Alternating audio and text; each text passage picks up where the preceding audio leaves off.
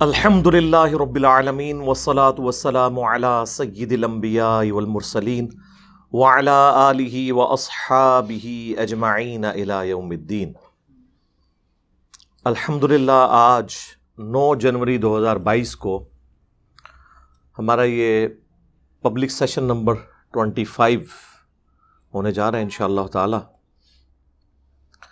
آج کے آپ کے یہ سوالات لینے سے پہلے جو کل ایک افسوسناک انسیڈنٹ ہوا مری میں، اس کے حوالے سے میں 2-4 گزارشات جو بھی اللہ تعالیٰ شرح صدر کرے گا آپ لوگوں کے سامنے رکھ دوں۔ یہ جو کچھ کل واقعہ ہوا اور آلموسٹ کوئی تقریباً 25 کے قریب لوگوں کی ڈیتھ ہوئی، برف باری میں گاڑیاں کھڑی کر کے ہیٹر چلا کے وہ سو گئے، اور اس کی وجہ سے جب آپ نے شیشے چڑھائے ہوئے ہوں، ہیٹر اندر چل رہا ہو، اتنے سارے لوگ بھی موجود ہوں، تو آلموسٹ وہ ایئر ٹائٹ ہو جاتا ہے۔ جتنی آکسیجن اندر موجود ہے وہ تو یوز ہو جائے گی، اس کے بعد تو آکسیجن باقی نہیں رہے گی۔ تو اب اتنی ٹیکنیکل چیزیں تو عموماً لوگوں کو نہیں پتہ ہوتی۔ پہلے بھی اس قسم کے کئی واقعات ہوئے ہیں، لوگ بچوں کو گاڑی میں یعنی شیشے چڑھا کے تو چھوڑ کے چلے گئے، پیچھے سے تھوڑی دیر بعد جب آئے ہیں، گھنٹے بعد 2 گھنٹے بعد، تو ان کی ڈیتھ ہوئی ہوتی ہے۔ ظاہر ہے وہ آکسیجن کا تو کوئی انتظام نہیں ہوتا، اور پھر یہ ہیٹر تو عام حالت میں بھی سردیوں میں چل رہا ہو تو کلیجہ منہ کو آ رہا ہوتا ہے، تھوڑی دیر بعد عجیب سی کیفیت ہو جاتی ہے متلی کی۔ خیر، میں نے جو کچھ خبروں سے مجھے پتہ چلا ہے وہ تھرو آؤٹ اس طرح کی سچویشن میں اپنے پچھلے ریلیٹیوز کے ساتھ رابطے میں بھی تھے، لوگ اپنی کرنٹ لوکیشن بھی بھیج رہے تھے کہ یہاں پر ہم ہیں، ہمیں آ کے یہاں سے چھڑائیں۔ لیکن ظاہر ہے کہ یہ پاکستان ہے، یہاں تو اگر کراچی جیسے بڑے شہر میں آگ لگ جائے، پورے شہر کی مشینری اس آگ کو بجھانے کے لیے آ جاتی ہے، لیکن آگ اسی وقت بجھتی ہے جب کہ ساری مارکیٹ جل کے خود اپنی نیچرل پیس میں جب آگ بجھ جائے۔ میں نے ابھی تک کوئی آگ نہیں دیکھی کہ یہ لوگ بجھا سکیں۔ باقی سیفٹی میئرز جو ہیں دکانوں کے اوپر، مارکیٹس کے اندر آگ بجھانے والے انسٹرومنٹس باقاعدہ طور پر، پھر ان کو دیکھنا کہ ان کی ایکسپائری ڈیٹ تو نہیں کہیں ہو چکی، یہ ساری چیزیں یہاں تو کوئی اس طرح کا رواج ہی نہیں ہے۔ ایمرجنسی ایگزٹ موجود نہیں ہوتے، اور اسپیسیفکلی اس کیس میں تو میں حیران ہوں کہ اتنی سخت سردی کے اندر، برف باری کے دوران انسان فیملی کے ساتھ وہاں جانے کا رسک لے۔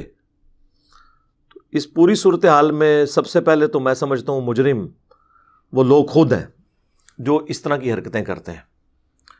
وہ یورپ اور امریکہ میں تو نہیں رہ رہے، پاکستان کی صورتحال انہیں پتہ ہے، یہاں کون رسک لے سکتا ہے اس طرح کا۔ اس کے بعد ریاست ذمہ دار ہے۔ ریاست سے مراد حکومت نہیں، حکومتیں تو آتی جاتی رہتی ہیں۔ ریاست سے مراد وہ ریاستی ادارے جن کی یہ ڈیوٹیز ہیں۔ اس میں آپ ٹریفک پولیس کو بھی لے سکتے ہیں، اسی طریقے سے تحصیل میونسپل کمیٹیاں جو ہیں ان کو لے سکتے ہیں، جن کی پرائمری رسپانسبلٹی ہوتی ہے کسی بھی علاقے کے اندر کیٹاسٹرافک کنڈیشن کو دیکھنے کی۔ فوج اس میں اس لیے نہیں آتی کہ فوج کو تو جب تک سویلین حکومت طلب نہ کرے اس وقت تک اس نے آنا نہیں ہوتا۔ پہلے تو ان لوگوں نے، یہ فرنٹ لائن کے اوپر تو یہی لوگ ہوتے ہیں۔ پھر پاکستان میں یہ بھی صورتحال ہے کہ اگر کوئی ٹریفک پولیس والا کسی کو روک دے کہ بھئی آپ نے آگے نہیں جانا، آگے خطرہ ہے، تو کوئی اپنا کارڈ دکھا کے، کوئی کسی کو فون کروا کے، اور کوئی کسی کو کسی کی دھونس لگا کے وہ آگے چلا جاتا ہے۔ یہی آپ یورپ اور امریکہ میں ہوں اور قانون ہو تو پرائم منسٹر کی بھی مجال نہیں ہے کہ وہ اس باؤنڈری کو کراس کر کے آگے جا سکے۔ یہاں تو ہر بندہ ہی بادشاہ ہے، آپ کو پتہ ہے۔ تو ریاست اس اعتبار سے مجرم ہے کہ وہ اس طرح کی سختی نہیں کرتی، اور پھر یہ بہانے کرتے ہیں کہ جی لوگ قابو میں نہیں آتے۔ لوگ آ جاتے ہیں میرے بھائی قابو میں، آپ لانے نہیں چاہتے ان کو، کیوں نہیں آئیں گے وہ قابو میں؟ اور تیسرے نمبر پہ پھر حکومت کا بھی یہ کام ہے، کم از کم ایک جوڈیشل کمیشن بنا کے یہ پوری تحقیق کی جائے اس پورے ایشو کی، لوگوں کو سزا دی جائے، تاکہ ایک پریسیڈنٹ سیٹ ہو آئندہ کے اس طرح کے واقعات کو ہم اوائڈ کر سکیں۔ جنہوں نے دنیا سے جانا تھا وہ تو چلے گئے، وہ تو اتنی دردناک ویڈیوز ہیں، یقین کریں جب مجھے کل دکھائیں بھائیوں نے، میرے بھی اپنے 4 بچے ہیں، آلموسٹ انہی عمروں کے ہیں، تو انسان کا کلیجہ منہ کو آ جاتا ہے ایک بار یہ ساری صورتحال دیکھ کے۔ تھوڑی دیر پہلے وہی بچے جو ہیں وہ اس طرح کی ویڈیوز ان کی، وہ کتنے ہنسی خوشی جا رہے ہیں، ان میں سے بلکہ وہ ان کا والد ایک بچے سے پوچھتا ہے ہاں جی ادھر ہی رہنا یا واپس جانا ہے، تو انہوں نے کہا جی ہم نے واپس نہیں جانا۔ میں نے کہا پتہ نہیں کوئی قبولیت کی گھڑی تھی، وہ واپس پھر آئے کوئی نہیں ہے۔ تو انسان ایک بار ہل جاتا ہے۔ خیر یہ ہلنے کے بعد یہ بھی ہونا چاہیے کہ انسان عبرت حاصل کرے اور اپنی آخرت کی تیاری بھی شروع کرے۔ صرف اس طرح کے واقعات کو دیکھ کر اس طرح کی ویڈیوز شیئر کروا کے سنسنی پھیلانے کی ضرورت نہیں ہے، بلکہ آپ نے اس سے عبرت حاصل کرنی ہے کہ کسی شخص کو موت کے منہ میں جانے کے لیے 60 سال کی عمر تک پہنچنا یا 70 سال کی عمر تک پہنچنا ضروری نہیں ہے، کسی بھی وقت موت آ سکتی ہے اور اس کا ایک وقت مقرر ہے۔ باقی جو مس ہینڈلنگ ہوتی ہیں وہ اپنی جگہ، لیکن موت بہرحال ہر شخص کی ہے، ہر شخص کا دنیا سے ایگزٹ ہے۔ کسی نے روڈ ایکسیڈنٹ میں مرنا ہے، کسی نے ہارٹ فیلئر سے مرنا ہے، کسی نے کڈنی فیلئر سے مرنا ہے، کسی نے ایئر کریش میں مرنا ہے، کسی نے شیر کے پیٹ میں جا کے اس کی قبر بننی ہے۔ ہر شخص نے دنیا سے جانا ہے، لیکن اس طرح کے جو واقعات ہوتے ہیں یہ ایٹ لیسٹ عبرت ہو جاتے ہیں باقی لوگوں کے لیے کہ اپنی موت کی تیاری کر لیں۔ بعض اوقات شیطان یہ بھی وسوسے دلاتا ہے کہ یہ چھوٹے چھوٹے بچوں کا کیا قصور تھا، اللہ نے موت کیوں دے دی۔ میرے بھائی روزانہ اپنی نیچرل پیس میں بھی 1 گھنٹے میں 6000 کے قریب لوگ مرتے ہیں، آلموسٹ آپ سمجھ لیں 1.5 لاکھ کے قریب 24 گھنٹے میں۔ ان میں سے بھی 30,000 سے زیادہ مسلمان ہوتے ہیں جو اپنی نیچرل ڈیتھ میں مرتے ہیں۔ روزانہ اتنے لوگوں نے مرنا ہوتا ہے۔ ہاں کبھی کہیں پہ زلزلہ آ جائے، ایک دن کے اندر 50,000 بعض اوقات 1 لاکھ تک لوگ مر جاتے ہیں۔ لوگ کہتے ہیں جی یہ ایک دم اتنے بندے مر گئے، وہ ایک جگہ پہ اتنے بندے مرے نا، ادروائز 1.5 لاکھ بندہ تو روزانہ ہی ویسے مر رہا ہے۔ تو اس طرح کی جو اموات ہوتی ہیں نا، کسی ایک خاص علاقے کے اندر جو بھیانک موت ہے وہ اس پورے علاقے کے لیے ڈیٹرنس ہو جاتی ہے، عبرت ہو جاتی ہے۔ اسی طریقے سے کسی ملک کے اندر کوئی بڑا واقعہ ہو جانا پورے ملک کے لیے، باہر کی دنیا کے لیے عبرت ہو جاتا ہے کہ انسان اپنی موت کی تیاری شروع کرے۔ باقی اللہ کے محبوب صلی اللہ علیہ وآلہ وسلم کی تعلیمات اس حوالے سے بڑی یعنی حیران کن ہے۔ بخاری اور مسلم دونوں میں حدیث ہے، اللہ کے محبوب صلی اللہ علیہ وآلہ وسلم نے فرمایا ہے کہ رات کے وقت جب تم سو تو مشکیزوں کے منہ بند کر دیا کرو، برتنوں کو ڈھانپ دیا کرو اور چراغ بجھا دیا کرو۔ پھر آپ علیہ السلام نے فرمایا بعض اوقات چوہا اس چراغ کی بتی کو لے جاتا ہے اور سارے گھر والوں کو جلا کر راکھ کر دیتا ہے۔ آگ انسان کی دشمن ہے، شیطان بھی آگ سے بنا ہے نا۔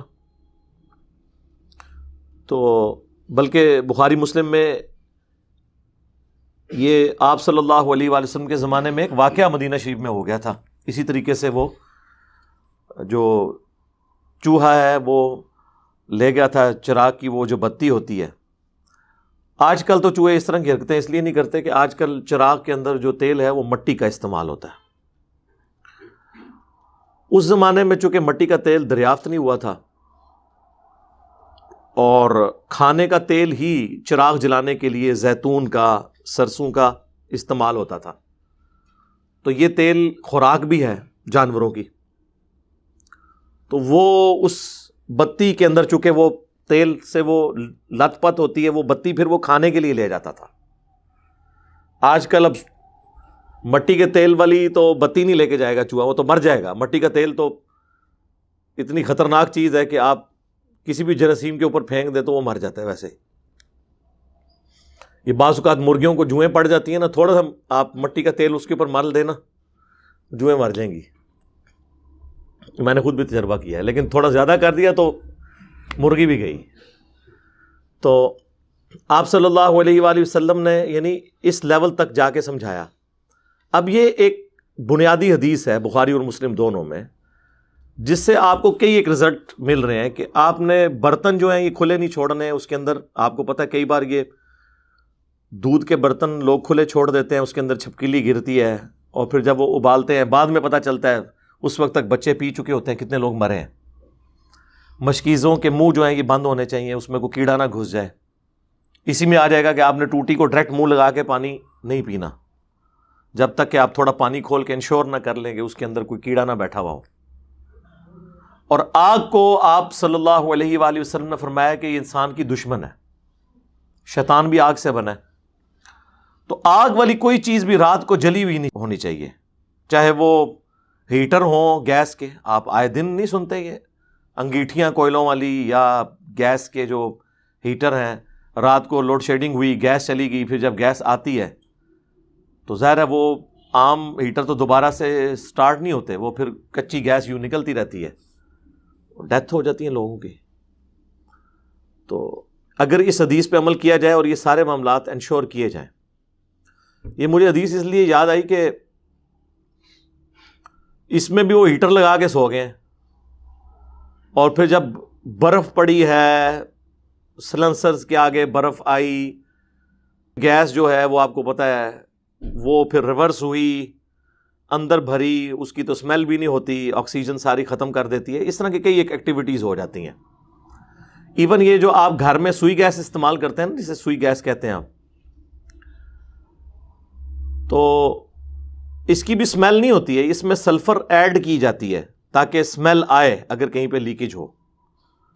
اوریجنلی اس کے اندر اسمیل کوئی نہیں ہوتی. اگر یہ سلفر ایڈ نہ کریں تو آئے دن آپ کو گھروں میں لوگوں کی اموات ہوتی نظر آئیں. تو یہ بڑی نیکی کرتے ہیں, اس کے اندر سلفر ڈال دیتے ہیں تاکہ اگر کہیں پہ گیس لیک کر رہی ہو تو فوراً سونگ کے پتہ چل جائے, تو آپ اس کو بند کر دیں. اسی طریقے سے سنن نبی داؤد میں ایک حدیث ہے, مشکات کے اندر بھی موجود ہے, کہ اللہ کے محبوب صلی اللہ علیہ وآلہ وسلم نے فرمایا کہ جو شخص بھی کسی ایسے گھر کی چھت پہ سوئے جس پہ منڈیر نہ ہو تو اس کا ذمہ پھر اٹھ گیا. یعنی ایسے چھت پہ بھی نہیں آپ سو سکتے جس کے ارد گرد دیوار نہ ہو, کیونکہ بعض اوقات انسان نیند کی حالت میں اٹھتا ہے اور اس حالت میں اسے پھر پتہ نہیں چلتا کہ سیڑھیاں کس طرف ہیں اور کدھر سے اس نے نیچے گر جانا ہے جا کے, اور اس طرح کے واقعات رپورٹ ہوتے ہیں. یعنی اس لیول تک آ کے اللہ کے محبوب صلی اللہ علیہ وآلہ وسلم نے باتیں کلیریفائی کی ہیں.